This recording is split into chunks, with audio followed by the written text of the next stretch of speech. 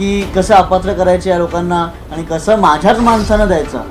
आम्ही नगरसेवक लोकांनी आम्हाला निवडून दिले नाही. महापालिकाचे विश्वस्त आहोत आम्ही. करची ढवळाढवळ आमच्या नगरपालिका कशाला हवी आहे? महापौर आहेत ना निर्णय घेणारे, पण महापौर पण पुढे दबले गेले दिसतात.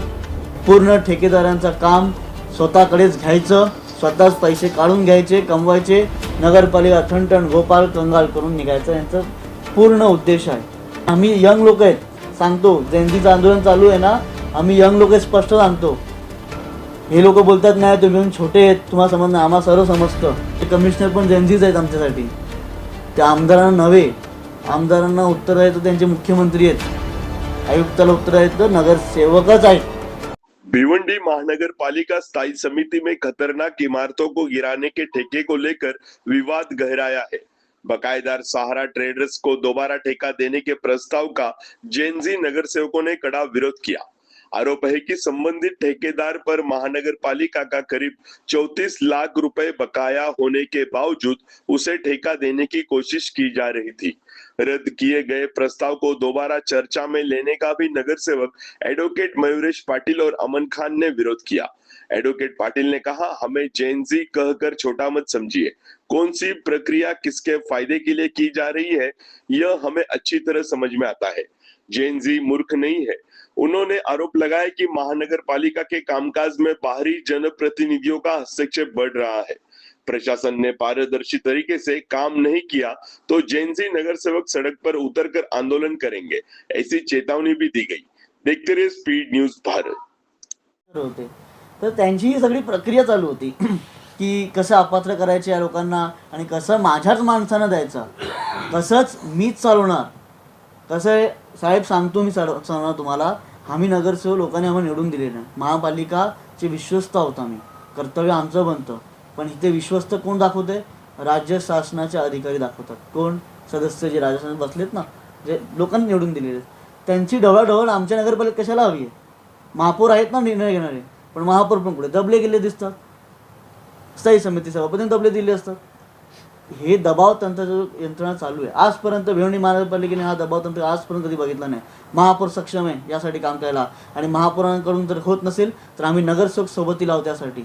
पण जरी महापौर ऐकत नसतील किंवा महापौरांचं ऐकलं जात नसेल आणि फक्त आयुक्त 2 लोकांचं ऐकत असेल तर ही महापालिका चालणार नाही. हे पूर्ण ठेकेदारांचं काम स्वतःकडेच घ्यायचं, स्वतःच पैसे काढून घ्यायचे, कमवायचे, नगरपालिका ठणठण गोपाळ कंगाल करून निघायचं, यांचं पूर्ण उद्देश आहे. तर यासाठी आम्ही ओरडतोय. आता आम्ही यंग लोक आहेत, सांगतो जेनझीचं आंदोलन चालू आहे ना, आम्ही यंग लोक स्पष्ट सांगतो. हे लोक बोलतात नाही तुम्ही येऊन छोटे आहेत, तुम्हाला समज नाही, आम्हाला सर्व समजतं. कोण कुठे कसं काय प्रक्रिया करतात ना समजतं. अशा प्रकारे चालणार नाही. आमचे कमिशनर पण जेनझीच आहेत आमच्यासाठी. म्हणून कमिशनर माझी विनंती आहे की तुम्ही जबाबदारी घेता नगरपालिकेची तर तुम्हाला उत्तरदायित्व आहे तुमच्या नागरिकांना आणि तुमच्या नगरसेवकांना. त्या आमदारांना नव्हे, आमदारांना उत्तर आहे तर त्यांचे मुख्यमंत्री आहेत, आयुक्ताला उत्तर आहे तर नगरसेवकच आहेत. माझी विनंती आहे प्रशासनाने अजून डोकं ठिकाणावर आणा आणि या संदर्भात जेही विषय चाललेत नगरपालिकेत, ही अवळाढवळ चालली आहे, याला पात्र त्याला अपात्र, स्वतःच्या खिशे भरण्यासाठी चाललं आहे ना, बंद करा. नाहीतर आम्ही जर उद्रेक केला तर याचं परिणाम भोगावंच लागेल सर्वांना. बघा, आम्हा लोकांनी आज निवडून दिलेलं आहे. त्यांना विश्वास आहे की नवीन पिढी काम करणार आहे, जेनझी काम करणार आहे आणि जेनझीला अक्कल आहे. जेनझी काय मूर्ख नाही आहे आणि अशा बेअक्कल लोकांना जेनझी तयार आहेत. आणि जर महापालिकेने ऐकलं नाही, जेनझी लोक जे जंतर मंतरला झाला ते महापालिका झाला, 10 मिनटं लागणार नाही आम्हाला करायला. उसमें असल में हम लोग वो रिजेक्ट इसलिए करवाना चाह रहे हैं क्योंकि उसमें कॉरपोरेशन का कोई भी एंगल से फ़ायदा नहीं है। एक्चुअल में क्या होता था, जब भी कोई बिल्डिंग गिराने का कॉन्ट्रैक्ट कोई कंपनी लेती है, एक्वायर करती है, तो हमें एक पर्टिकुलर रॉयल्टी अमाउंट कॉरपोरेशन को वो पे करती है। अब ये रॉयल्टी अमाउंट कहाँ से आता है? जो भी डेब्री, बिल्डिंग टूटने के बाद जो बिल्डिंग का डेब्री बच जाता है, उसमें से जो आयरन निकलता है या कोई भी यूज़फुल सब्सटेंस निकलता है, उसको सेल करके एक specific amount of percentage decide किया जाता है, उसको बोलते हैं रॉयल्टी अमाउंट। और ये जो कॉन्ट्रैक्टर रहते हैं, ये रॉयल्टी अमाउंट कॉरपोरेशन को पे करते हैं। तो अभी कैसा हो रहा है, ये जो एजेंडा नंबर 2 में मेंशन्ड है कि 58% का रॉयल्टी अमाउंट वो लोग कॉरपोरेशन को पे करेंगे, ऐसा कहा गया है। लेकिन अगर हम पास डेटा कॉरपोरेशन का उठाकर देखते हैं ना, तो उससे हमें ये पता चलता है कि अभी तक कॉन्ट्रैक्टर्स लोग ने 70 to 90% के बीच तक का रॉयल्टी अमाउंट कॉरपोरेशन को पे किया है।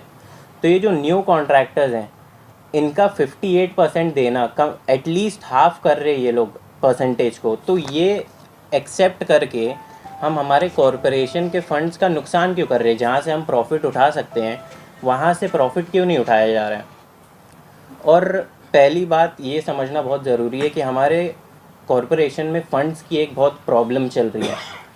कोई भी काम कराने से पहले अगर हम लोग निधि के लिए अप्लाई कर रहे हैं, नगर सेवक लोग, तो हमें सामने से यही जवाब दिया जा रहा है कि फ़ंड्स अवेलेबल नहीं है और फंड्स पास नहीं हो सकते हैं ड्यू टू इनअवेलेबिलिटी ऑफ फंड्स। तो अगर फ़ंड्स अवेलेबल नहीं है हमारे पास और जिन चीज़ों से हमारे पास फ़ंड्स आ सकते हैं, तो वो चीज़ों को रोका क्यों जा रहा है, मेरा ये सवाल है। और अगर ये दोनों कंपनीज़ का पास्ट देखेंगे तो ये दोनों कंपनीज़ ने पास्ट में अपने ड्यूज़ भी भरे नहीं है पूरी तरह से कॉरपोरेशन को। जो लास्ट ईयर का इनका कॉन्ट्रैक्ट था, अराउंड कितना 34 लाख पेंडिंग है ना, 34 लाख रुपीज़ का अमाउंट पेंडिंग है। ये लोग वो तक नहीं भरे हैं और इन्हीं लोगों को हमारा कॉन्ट्रैक्ट दिया जा रहा है बिल्डिंग तोड़ने का। और यही दो कंपनीज़ को 5 प्रभागों का कॉन्ट्रैक्ट दिया जा रहा है, जो कि सरासर गलत है। Speed news Bharat.